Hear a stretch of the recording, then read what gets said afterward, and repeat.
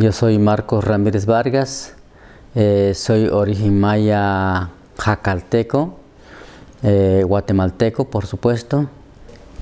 La comunidad primavera de Ixcán surge a raíz de las ofensivas del ejército en los años 80, 81, 82. O sea, cuando se dieron las masacres, las torturas, los secuestros, las desapariciones y el refugio de mucha gente, tanto en México como al interior del país. Entonces, nosotros nos organizamos ya en la montaña y nos dominamos comunidades de población en resistencia CPR del Ixcán. Mi nombre es Berenice Celeita, soy defensora de derechos humanos en Colombia. Trabajo en la Asociación para la Investigación y Acción Social Nómades, que es una organización que tiene sede en Cali y trabaja con comunidades campesinas, indígenas y comunidades negras en el suroccidente de Colombia, en 4 departamentos principalmente: Valle del Cauca, Cauca, Nariño y Huila. Pues nuestra labor esencialmente es de defensa integral de los derechos humanos, y eso implica trabajar mucho la parte de educación, investigación. Hacemos también una asesoría sociojurídica, llevando casos de graves violaciones de derechos humanos que se han cometido contra las comunidades étnico-territoriales. Se sabe que la guerra en Guatemala surge en los años 70 y la causa de esta guerra es la mala distribución de la riqueza del país, el problema laboral, la discriminación y por supuesto que el racismo. Son problemas que originó la guerra en Guatemala y por eso tardó más de 30 años esa guerra. Realmente la violencia en Colombia no aparece con las guerrillas, sino que tiene que ver con unas causas estructurales que es la que generan como consecuencia la conformación de los diversos grupos guerrilleros que ha habido en la historia del país. Esta situación no se ha modificado en el fondo, por el contrario, lo que vemos es que gobierno tras gobierno esa política económica en contra de las comunidades se ha consolidado, que es lo que estamos viviendo en la actualidad.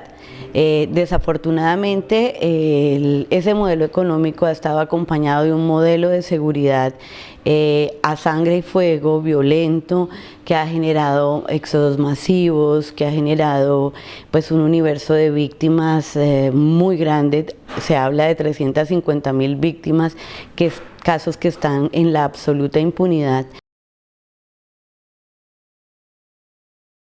Después de esta larga guerra que se estaba viviendo, la presión internacional tuvo que ver mucho para que se empezara un proceso de negociación de paz, que empezó en los años 87 y tardó casi una década ese proceso de negociación, en la cual las organizaciones sociales de Guatemala participamos dando propuestas de ideas que se deben tomar en cuenta en los acuerdos de paz, y las remitíamos en la mesa de negociación que estaba entre el ejército, el gobierno y la URNG, y creemos que se tomó en parte nuestra opinión.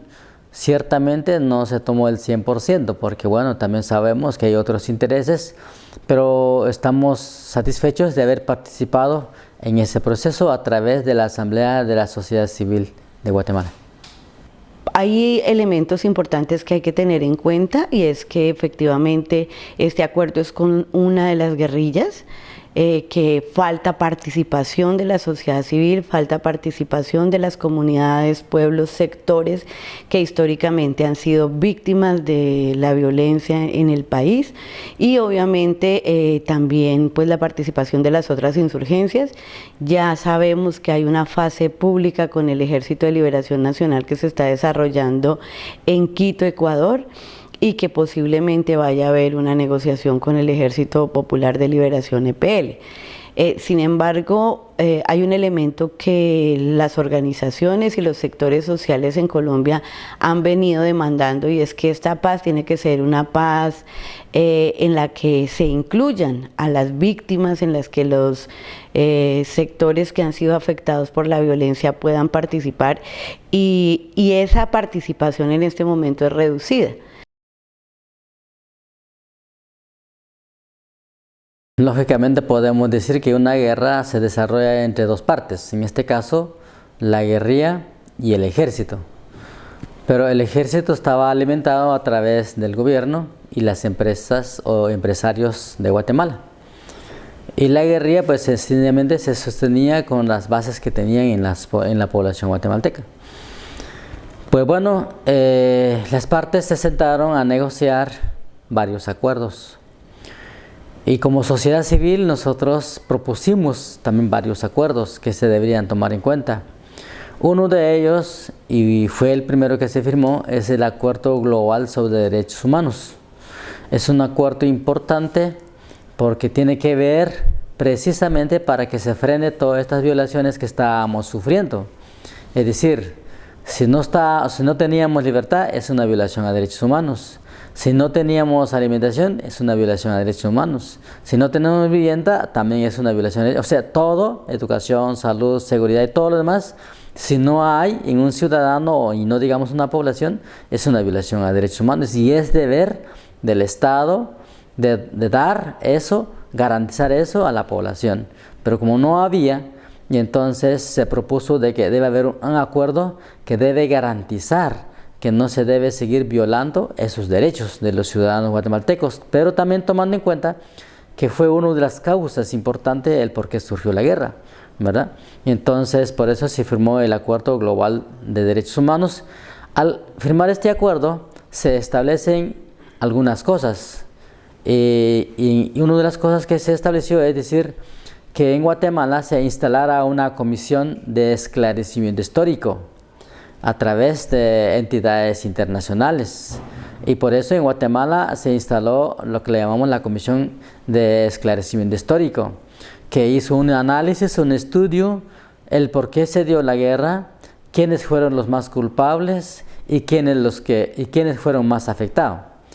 Entonces, a la par de esto, se dejaron algunas recomendaciones para nuestro gobierno. Por ejemplo, se dijo de que el gobierno debería establecer una entidad estatal para poder reparar y resarcir a estas víctimas. Entonces, cosas como eso muy concreto podemos mencionar. Hay otras cosas, por ejemplo, la reducción del ejército y todo eso, pero esto ya pertenece a otro acuerdo, pero todo tiene que ver con violaciones a derechos humanos. Otro de los acuerdos importantes que se suscribió es el acuerdo de reasentamiento de las poblaciones desarraigadas, es decir, todas aquellas personas o familias que fueron desalojadas de su casa. Nos referimos a la gente que se fueron a refugiarse en México, la gente que se desplazaron al interior del país, las viudas, los huérfanos y la gente como nosotros que se quedó resistiendo bajo la montaña. Todos ellos son desarraigados directamente. Entonces se suscribió un acuerdo para que esta población debe ser beneficiaria de todo lo que estamos hablando, es decir, todos los servicios, infraestructura, seguridad y todo lo demás, ¿verdad? Los cuales podemos mencionar ahora que estos acuerdos pues avanzaron en algunas cosas, pero en la mayor parte de los aspectos escritos en estos acuerdos no se han cumplido. También podemos mencionar el Acuerdo de Identidad y Derechos de los Pueblos Indígenas, un acuerdo importantísimo para Guatemala, porque sabemos que en Guatemala vemos el 70% de pueblos indígenas, no puede quedarse al margen, más bien es una pieza importante, es una parte importante de la población que debe tomarse en cuenta en cualquier toma de decisión, pero también en participación. Entonces se suscribió este acuerdo para que se reconociera a esta población como población indígena, su traje, su historia, su idioma, toda su cultura. Sin embargo, pues también esto avanzó muy poco, porque hoy en día podemos darnos cuenta que nuestras autoridades competentes del Estado, hablamos de diputados y gobierno, tratan de eliminar un artículo de la Constitución que garantice la participación de este pueblo. Entonces, para nosotros es un retroceso muy fuerte en los acuerdos de paz. No hay un plan de cumplir con esos acuerdos suscritos. También se firmó el acuerdo socioeconómico y situación agraria.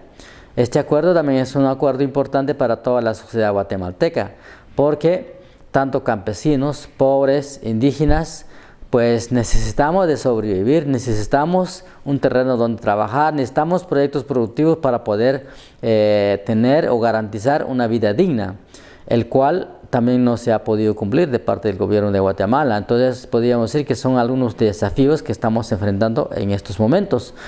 También es importante mencionar que hubo otro acuerdo que se llamó el cese al fuego y el fortalecimiento del poder civil.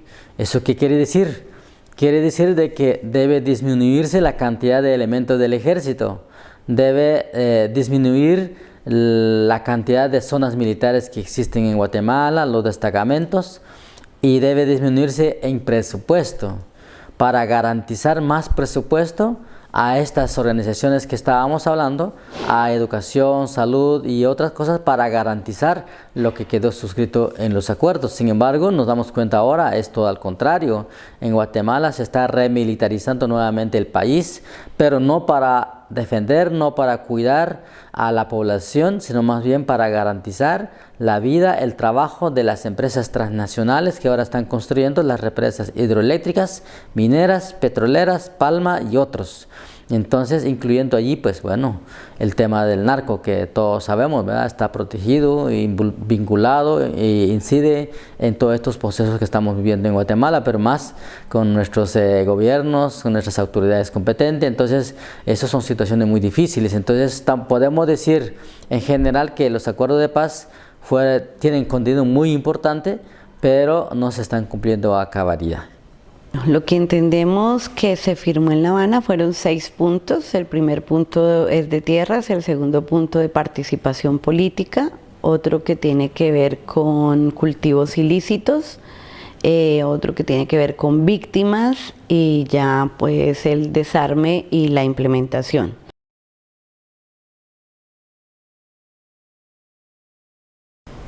Podemos decir que los retornos de la gente que se fueron a México es uno de los logros. El reasentamiento de la población desplazada interna también es parte de los logros. La documentación de la gente que se quemó sus documentos, que se quedan sin documento por la situación de la guerra, también se logró en su mayoría. Todavía hay algunos que no han tenido ahora, pero bueno, ya es muy poco los que queden sin esto. Algunos grupos lograron que se les comprara tierra, pero otros no. Algunos grupos se les logró construir su vivienda, pero mal hecho, una vivienda no digna. Algunos grupos se logró llevarles carretera en su comunidad, pero vaya, solo se hizo la carretera y se quedó en el abandono. La carretera está en malas condiciones ahorita, no es garantía.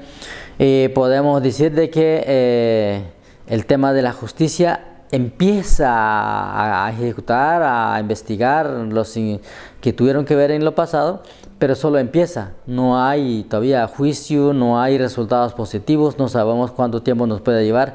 Hay un proceso muy lento en la aplicación de la justicia en el país. Y entonces podemos mencionar estos logros importantes que se han alcanzado, pero vaya, hace falta más. Y no solo hace falta más, sino otra vez están siendo victimizadas las víctimas anteriores. Porque, por ejemplo, en mi comunidad, que es Primavera de Ixcán ahora, se le ofreció construir un salón de una magnitud importante para la comunidad, pero solo fue un falso ofrecimiento. Y se ofreció comprar tierra para nuestra comunidad. Nos dedicamos un año para buscar la tierra que queríamos. Al final no se nos compró la tierra. Se nos planteó implementar proyectos productivos colectivos y tampoco se nos ha cumplido. Solo se nos ha mantenido en reuniones año en gobierno, y no sabemos si esto algún día va a ser posible. Y eso creemos que primero es una violación a derechos humanos y segundo es volver a victimizar a nosotros otra vez.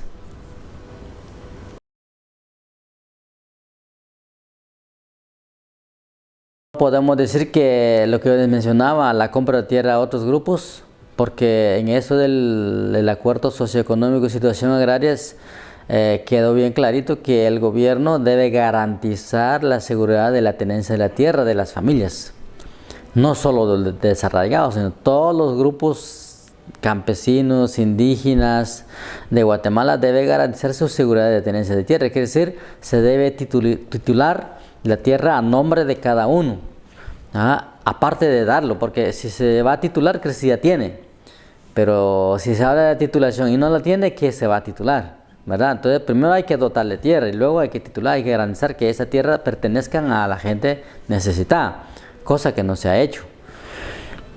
Y otra cosa que podemos mencionar es eso que se habla de la garantía de la población que se iba a reasentar en los lugares. Significa de que no debe haber infiltraciones de ninguna clase de aparatos militares dentro de la comunidad.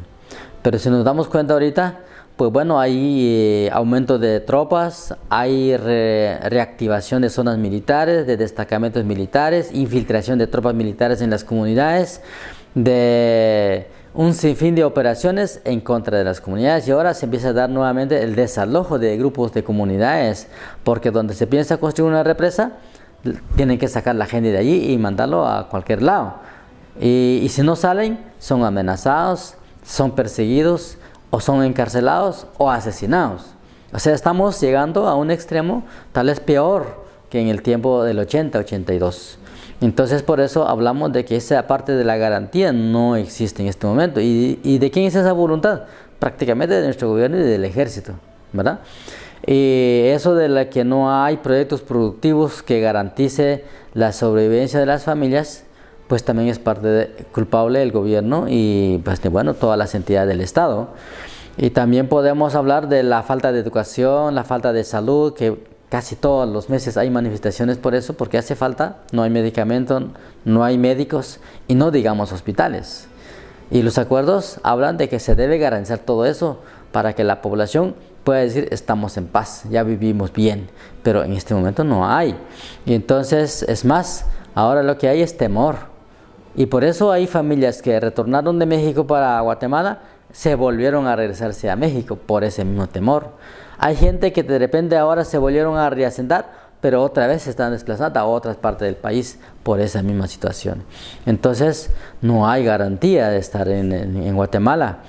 Podemos decir de que los intereses de nuestro gobierno es garantizar a las grandes empresas a construir, a desarrollar sus proyectos y no garantizar a la población más necesitada. En esto de la aplicación de la justicia, pues bueno, nos damos cuenta si hay un proceso que empieza contra alguien involucrado en todo lo pasado, hablamos de jefes militares y todo lo demás, como todas las autoridades, las dependencias de gobierno están cooptadas políticamente, entonces tienen que obedecer lo que diga el gobierno o el presidente. Si no, ellos son amenazados. O sea, los jueces también tienen amenaza, también están perseguidos, porque si están a favor de la población, si están a favor de los que hicieron las cosas antes, pues vaya, está bien, camina bien, pero hay un proceso largo, no hay una intención de resolver las cosas rápido. Entonces, podemos decir que la aplicación de la justicia en Guatemala no está en una línea muy correcta en este momento. Resultados pues no podemos ver hasta ahora ninguno, porque como ustedes saben apenas se está iniciando. Lo que hemos observado es que en los territorios hay incumplimientos por parte del gobierno con los combatientes que han llegado a las zonas veredales. Incumplimientos en la parte logística, en concreto no hay campamentos, no hay baterías sanitarias, la alimentación, según entendemos, está llegando en mal estado. Eso es lo que, digamos, se conoce a partir de lo que los diferentes observadores internacionales han podido ver en las zonas. En términos de la Justicia Especial para la Paz, que se debatió en el Congreso la semana pasada y que quedó aprobada, hay cosas bastante complejas, y son complejas por lo que decía hace un momento. O sea, muy probablemente esa justicia tiende a judicializar a los combatientes de menor rango y a abrir un espacio de perdón, olvido y ley de punto final casi para los militares y el Estado colombiano responsable de los hechos. Eso es bastante delicado porque ninguna sociedad en el mundo puede transitar hacia un proceso de paz estable y duradero sobre la base de la mentira, sobre la base de la injusticia y de la impunidad. Un segundo obstáculo es la situación de violencia en los territorios, el fortalecimiento del paramilitarismo en diferentes zonas del país, la amenaza, persecución y ejecución de defensores y defensoras de derechos humanos, entendidos estos como los líderes indígenas, los líderes campesinos que desde sus territorios defienden los derechos de sus comunidades. Otro obstáculo es, digamos, la negativa del gobierno a escuchar a las víctimas. Y uno que me parece muy fuerte es que esos niveles de impunidad que se han mantenido históricamente en el país no se resuelvan en este momento. O sea, yo creo que una de las oportunidades que tienen estos procesos de paz diversos que se están dando en Colombia es justamente el superar esa historia de injusticia y de impunidad para buscar garantías de no repetir lo que ya ha pasado en la historia.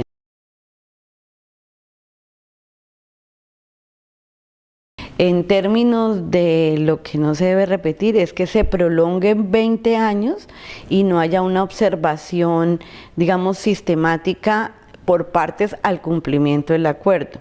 Lo que ha dicho Marco es que efectivamente hay cosas que se han cumplido, hay un retorno de la gente que tuvo que salir hacia la frontera con México y pudieron volver al país, el tema de la memoria histórica y de la investigación de casos, pero los niveles de impunidad también continúan muy fuertemente frente a casos que sucedieron en el pasado, como es el genocidio y los casos que él relataba. Son lecciones que debemos tomar nosotros para desarrollar estrategias que permitan superar esas situaciones. Está también el tema de la participación. Marco ha insistido mucho en que los niveles de participación y el tener en cuenta las comunidades indígenas, que son el 70% de la población de Guatemala, digamos, desde los acuerdos hacia acá se ha avanzado, reconocer a la población civil como población civil. Pero en relación con los temas sociales, los niveles de salud, de educación, servicios públicos y toda esa parte económica, lo que vemos es que el acuerdo de paz, aunque los incorpora, no los ha resuelto todavía. Entonces, 20 años después, los compañeros y compañeras de Guatemala dicen, bueno, esto también ha sido, digamos, el caldo de cultivo para que entren las multinacionales, para que entren las mineras, las hidroeléctricas, las compañías que están haciendo extensión de monocultivos como la palma aceitera. Entonces uno dice, hay algunas diferencias, pero el modelo se mantiene y las condiciones se mantienen. Y uno diría, 20 años después deberían haber más resultados, que debe ser un poco lo que observemos los colombianos en este momento, ¿no?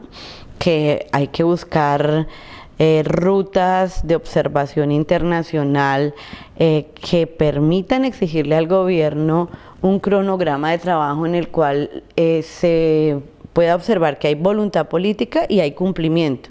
Porque de lo contrario, en 20 años nos vamos a volver a encontrar a decir, mire, 20 años han pasado el acuerdo, no se ha cumplido nada y el modelo económico, político y de seguridad se ha consolidado en contravía de los derechos de las grandes mayorías y a favor de unos pocos que son los que mantienen el control territorial y el control sobre los recursos naturales. Nosotros consideramos que tanto los acuerdos que se firmaron en Guatemala como las que se firmaron en El Salvador y las que se piensan firmar en otros países como Colombia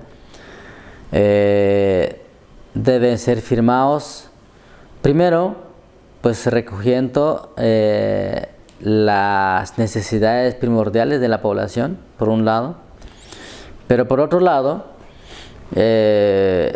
la sociedad civil debe estar como muy dispuesta, muy organizada como para poder hacer esas demandas en conjunto.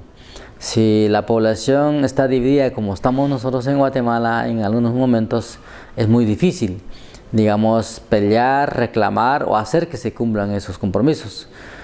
Pero por otro lado, tiene que haber una presión muy importante de parte de la comunidad internacional, porque si bien es cierto, en todos estos procesos de paz, la comunidad internacional tuvo que ver mucho para presionar tanto a la guerrilla, el ejército, el gobierno, a que firmaran los acuerdos de paz.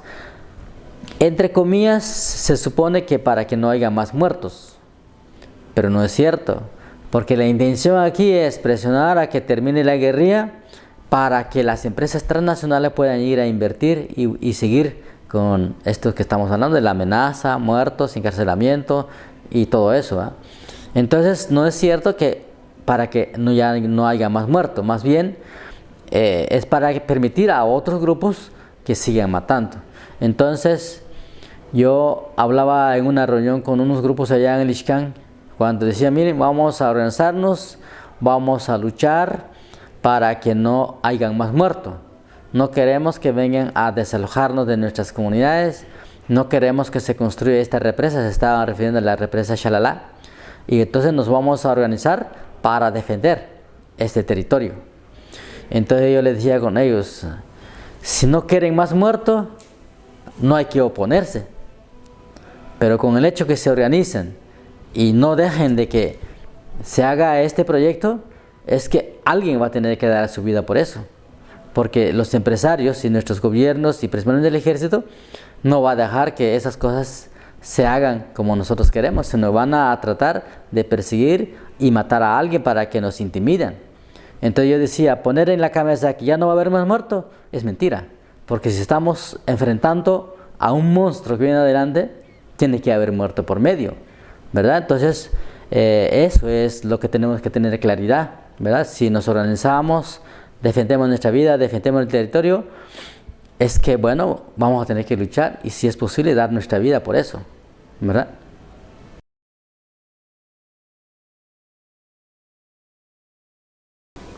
Las organizaciones sociales civiles de Guatemala, hubo un momento donde estuvo muy fuerte, pero como que después de la firma de los acuerdos de paz, las organizaciones se confiaron, pensaron que pues bueno, iba a llegar aquella paz que tanto se anhelaba y todo lo demás, pero al ver toda esta situación, prueba de ello, hace 2 años hubo un levantamiento muy fuerte de toda la sociedad guatemalteca, y eso hizo de que se expulsara el que en ese momento era presidente, Otto Pérez Molina, la vicepresidenta Roxana Valtetti, y ahora que están en la cárcel porque se encontró que estaba metido en el tema de la corrupción, en la violencia, pero también tienen financiamiento de negocios negros, o sea, lavado de dinero y todo lo demás, y muchas otras personas están alrededor de todo esto. Pero eso, por un lado, pues es logros alcanzados a través de la lucha de la población guatemalteca. Entonces podemos decir que la población ahora ya no está como hace 30 años, hace 25 años, que se quede en silencio cualquier cosa que pasa.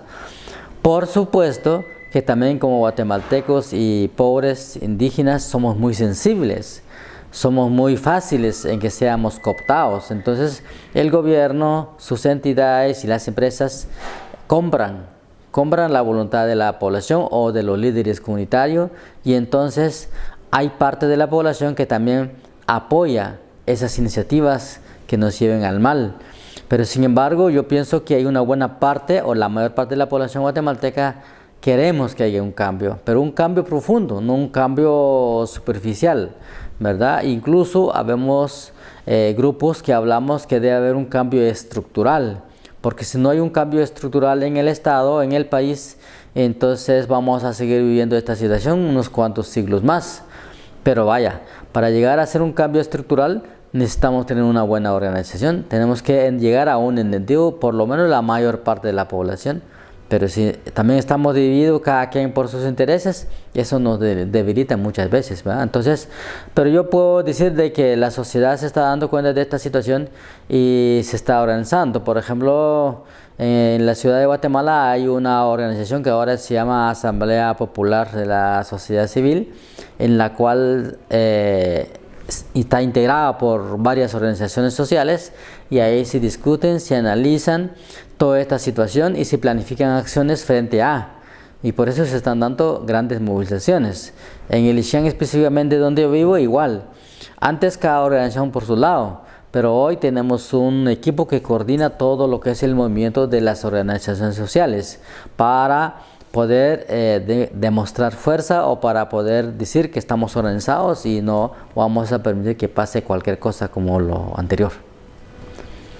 Yo creo que pueden pasar varias generaciones más, pero el sentido está en que la gente deje la apatía y se vincule. O sea, si estamos con no podemos, no, claro, nosotros estamos amenazados. Yo soy víctima de Operación Dragón, tengo que estar aislada de mi familia, tengo que negarme muchas posibilidades que la gente, entre comillas, normal tiene. Pero pues mi deber frente al conocimiento que he tenido de las luchas y de las violaciones es continuar con la defensa de los derechos humanos, porque eso es lo que soy, defensora de derechos humanos, ¿sí? Y entonces mal haría yo en decir, no, ya esto fue imposible, la impunidad es muy grande, no hemos logrado. Yo creo que se han logrado cosas en el terreno organizativo, en el terreno de la resistencia. Colombia es como el Río Grande de la Magdalena, que en las noches baja su caudal, pero al otro día amanece incontenible. Y tú lo decías con el tema del 2 de octubre, al otro día las calles en Colombia estaban llenas.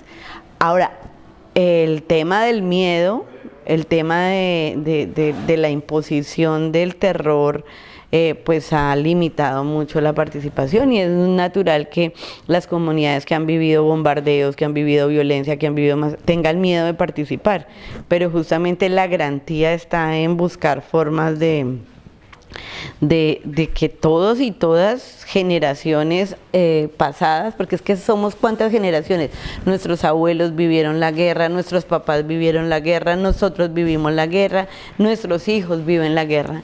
¿Cuándo vamos a hacer posible la transformación? Pues cuando seamos todos conscientes de la necesidad de participar.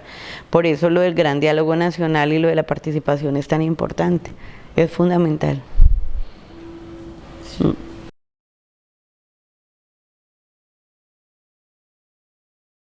A propósito de lo que hemos podido conocer en medio de la gira, más de la cotidianidad de lo que ha sido los 20 años después del acuerdo en Guatemala y de los acuerdos en Centroamérica, y es justamente el modelo económico. También las organizaciones han dicho en este gran diálogo nacional debe hablarse del modelo económico, debe hablarse del modelo político y debe hablarse del modelo de seguridad, porque el uno va conectado al otro. Y hablar de paz, o sea, es hablar también de la realización de los derechos económicos, sociales, culturales y ambientales de las comunidades. Pero en ese momento lo que hemos visto en los 2 periodos de gobierno de Juan Manuel Santos es que se ha consolidado un modelo económico en beneficio de las grandes mineras. El extractivismo es un extractivismo exacerbado, los procesos de control territorial en zonas de riquezas naturales son muy fuertes. Tenemos 17 tratados comerciales firmados con Estados Unidos, Canadá, Europa. Los últimos que se firman y que están en proceso pues ya de ejecución son con Corea del Sur, Israel, y uno se pregunta, bueno, en estos momentos que el país requiere la participación y que requiere que el gobierno cumpla con la deuda histórica que tiene con las comunidades en materia social, estamos abriendo el país a la inversión extranjera sin ninguna observación clara sobre derechos humanos. Entonces, eso es absolutamente preocupante.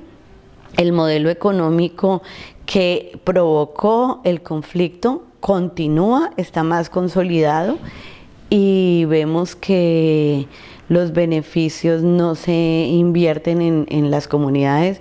Hay comunidades donde no hay educación, donde no hay salud. Los niños en La Guajira siguen muriendo de hambre, y en un país tan rico como Colombia, que los niños mueran de hambre es bastante complejo.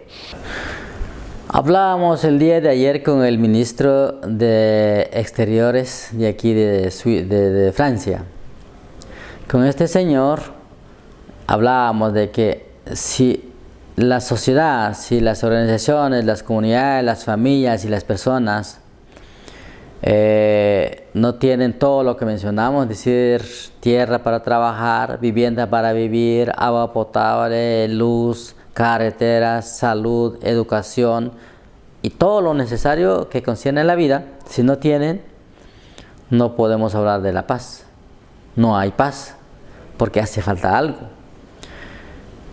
También nos decía, ¿y qué piensan de la reconciliación? Y la reconciliación está muy lejos, igual que la paz.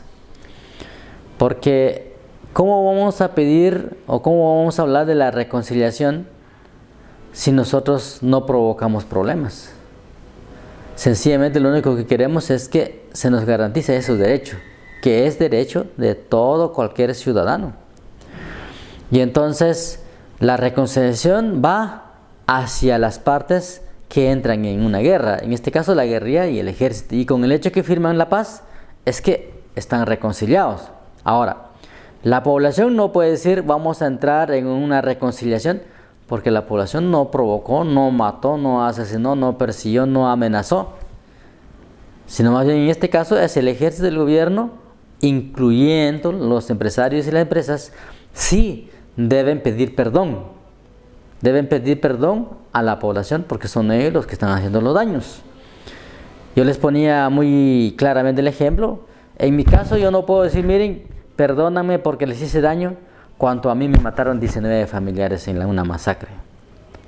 Yo no puedo ir a pedirles perdón. Más bien, en todo caso, si ellos nacen de su corazón y vienen y piden perdón conmigo, pues bueno, otra cosa será. Pero una cosa es pedir perdón verbal, otra cosa es que haya todos estos servicios que decimos para que a mí y me toque el corazón y digo, bueno, ya estoy bien, vivo bien, tengo garantía, ya no hay problema, entonces estoy en paz.